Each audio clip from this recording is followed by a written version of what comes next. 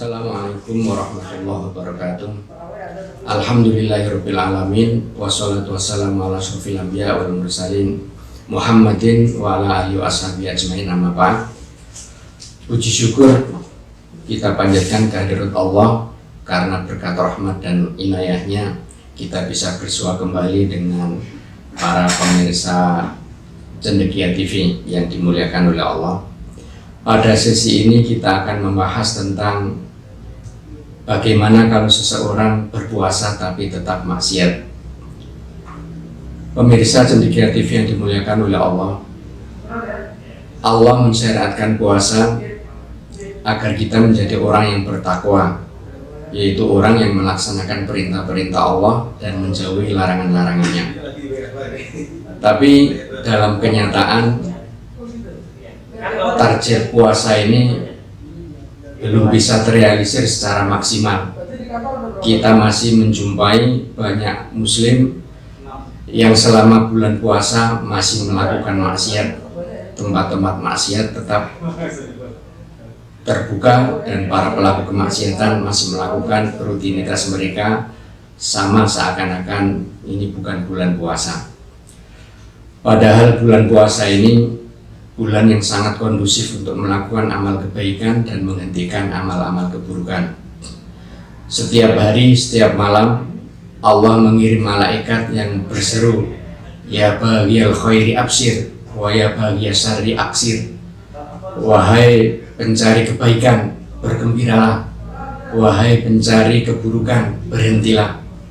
Jadi di alam gaib itu malaikat berseru agar kita melakukan kebaikan dan menghentikan amal keburukan. Tapi sekali lagi kenyataannya banyak orang-orang yang masih melakukan kemaksiatan, padahal itu jelas-jelas bertentangan dengan substansi puasa. Kita akan membahas masalah ini. Pertama, kenapa masih terjadi kemaksiatan di bulan Ramadan, padahal dalam hadis sudah jelas wasufidatis syayatin, dan setan-setan dibelenggu. Kenapa orang masih berbuat maksiat?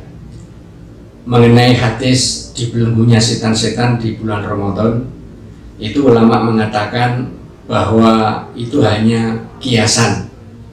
Setan tetap leluasa menggoda kita dan itu hanya kiasan, metafor ya. Tapi pendapat yang kuat bahwa setan betul-betul dibelenggu. Hanya saja menurut sebagian ulama, dibelenggunya setan itu masih memungkinkan bagi setan untuk tetap menggoda manusia meskipun tidak seleluasa ketika dia lepas dari belenggunya. Jadi masih bisa menggoda kita dengan mungkin kata-kata atau tiupan atau yang lain, sehingga masih ada yang berbuat maksiat. Yang kedua, ada yang mengatakan bahwa yang dibelenggu itu hanya setan-setan yang jam terbangnya tinggi, tapi setan yang kerucu-kerucu masih dilepas. Karena dalam riwayat itu wasufidat marodatas syayatin, jadi jin-jin yang jahat, sementara jin-jin yang atau setan-setan yang kecil-kecil itu masih dibiarkan leluasa. Tapi pendapat yang kuat, setan itu betul-betul dibelenggu tapi masih bisa menggoda kita. Dan kenapa masih terjadi kemaksiatan? Ya karena manusia itu mengikuti ajakan syahwatnya, mengikuti kebiasaan sebelum Ramadan. Jadi bukti bahwa setan dibelenggu itu pada hari pertama Ramadan. Itu orang yang tadinya nggak pernah ke masjid itu berbondong-bondong ke masjid, bahkan ikut sholat tarawih yang 23 rakaat atau 11 rakaat, padahal sebelumnya dia tidak pernah sholat sama sekali. Ini menunjukkan bahwa terjadi apa istilahnya euforia, terlepasnya cengkeraman setan pada hati orang itu sehingga dia sholat. Tapi itu hanya berlangsung sehari 2 hari atau mungkin paling lama ya 3 hari.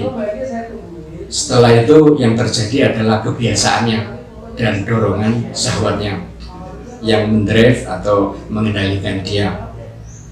Jadi kemaksiatan kita saksikan masih terjadi di bulan Ramadan. Lalu bagaimana hukum fikihnya?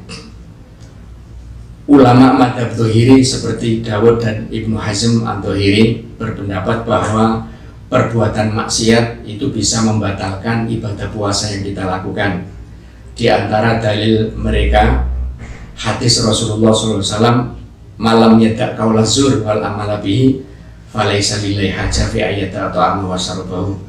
Jadi barang siapa yang tidak meninggalkan qaula zur, kata-kata dusta, wal amala bihi, dan perbuatan-perbuatan dosa, maka Allah tidak butuh dia itu meninggalkan makan dan minumnya.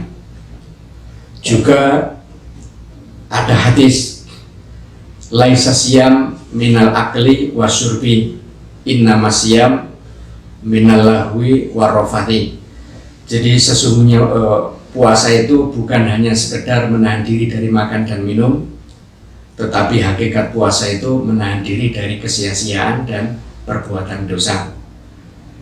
Jadi itu hakikat puasa. Kalau ternyata kita puasa dan tetap melakukan maksiat, berarti puasa kita itu batal.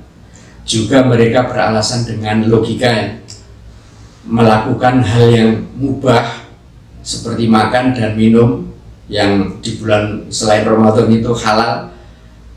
Pada saat Ramadan kalau kita melakukannya, puasa kita itu menjadi batal. Apalagi melakukan sesuatu yang haram, tidak hanya di bulan Ramadan tapi juga di bulan-bulan lainnya, lebih patut puasa kita itu menjadi batal karenanya. Itu alasan madzhab Dhohiri yang mengatakan perbuatan maksiat itu bisa membatalkan puasa. Tapi mayoritas ulama berpendapat bahwa perbuatan maksiat itu tidak membatalkan puasa, tapi hanya sekedar menggugurkan pahalanya. Jadi tidak membatalkan puasa tapi menggugurkan pahala puasa. Dan hadis-hadis yang dijadikan alasan itu menunjukkan bahwa puasanya tetap sah, hanya saja puasanya tidak berpahala. Makanya di antara adab berpuasa itu, kata para ulama, al-imsak amma yatanafa ma'siyam, meninggalkan hal-hal yang bertentangan dengan hakikat puasa. Jadi pendapat jumhur ini lebih pas, karena meninggalkan maksiat itu bukan rukun dan juga bukan syarat sahnya. Jadi bukan termasuk pembatal-pembatal puasa. Para ulama setelah meneliti hadis-hadis Nabi juga ayat Al-Quran tidak menemukan perbuatan maksiat itu sebagai pembatal puasa, tapi bisa menggugurkan pahala puasa. Dan mengenai berpuasa tapi tetap berbuat maksiat, kalau kita lihat itu ada 3 pandangan. Pandangan syariat itu bahwa puasanya tetap sah, hanya saja tidak berpahala. Ini Pak sudut pandang syariah. Jadi puasanya sah tapi tidak berpahala.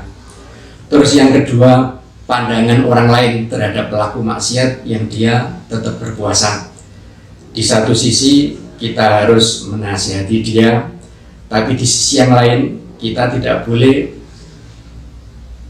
menjadi sebab akhirnya dia itu meninggalkan puasa karena lebih memilih untuk tetap berbuat maksiat. Seringkali sebagai seorang muslim, ketika kita melihat orang yang berpuasa tapi tetap maksiat, kita itu memberikan ancaman, ultimatum, peringatan yang sangat keras, sehingga akhirnya dia itu memilih, wah daripada saya puasa nggak sah, ya lebih baik saya nggak usah puasa. Jadi maksiatnya tetap jalan, puasanya yang ditinggalkan. Sikap kita seharusnya sama seperti yang dicontohkan oleh Rasulullah SAW. Jadi ketika beliau mendapatkan laporan, ya Rasulullah, ada seorang yang kalau malam hari sholat tapi siang harinya mencuri. Tapi ada riwayat yang kebalikannya, siang harinya sholat tapi malam harinya mencuri. Rasulullah secara optimis mengatakan, inna sholatahu satanhahu an syarikatihi. Jadi sesungguhnya sholat dia itu suatu saat nanti pasti akan mencegah dia dari tindak pencurian yang dilakukannya. Dan pada akhirnya sahabat itu berhenti dari aksi mencurinya dan tetap melaksanakan sholat secara kontinu. Itu yang diharapkan dari kaum muslimin ketika melihat ada orang yang berpuasa tapi tetap maksiat. Jadi harapannya puasanya tetap jalan dan maksiatnya berhenti, jangan sampai kebalikannya. Jadi maksiatnya tetap jalan, puasanya jadi berhenti. Dan yang ketiga itu sudut pandang dari pelaku kemaksiatan sendiri. Jadi ketika kita naudzubillah ditakdirkan berbuat maksiat saat Ramadan, itu kita harus mengambil sikap yang keras terhadap diri kita. Kita harus khawatir bahwa puasa kita tidak hanya sekedar tidak sah, pahalanya gugur, tapi puasa kita tidak sah dan kita akan mendapatkan siksa yang berat karena dosa perbuatan maksiat yang kita lakukan itu akan dilipat gandakan. Karena perbuatan maksiat itu dosanya akan dilipat gandakan kalau dilakukan di tempat-tempat yang utama, di waktu-waktu yang utama, dan dilakukan oleh orang yang dalam tanda petik itu ndablek. Jadi dosa itu akan dilipat gandakan. Jadi kita harus bersikap keras terhadap diri sendiri ketika kita itu terlanjur melakukan kemaksiatan di bulan puasa ini. Mungkin itu yang bisa saya sampaikan berkenaan dengan tema berpuasa tapi tetap maksiat. Semoga memberikan manfaat. Billahi taufiq wal hidayah wa ridwan inayah. Wassalamualaikum warahmatullahi wabarakatuh. Ramadan ku rindu untuk